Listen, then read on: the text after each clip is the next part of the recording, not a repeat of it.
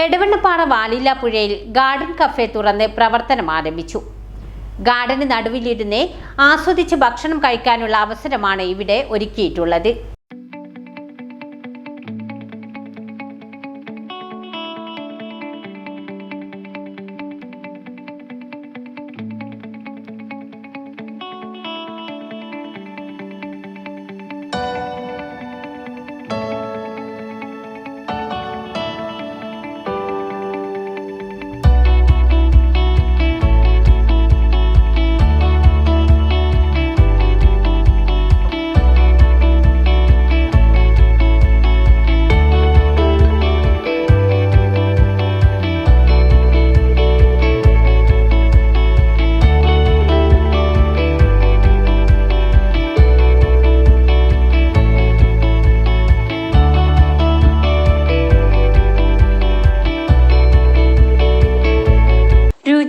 ഭക്ഷണക്കൂട്ടുമായി രുചിയുടെ കലവറ garden cafe Valillapuzha കാരുണ്യ ഭവൻ സ്കൂളിന് സമീപം തുറന്ന് പ്രവർത്തനം ആരംഭിച്ചു.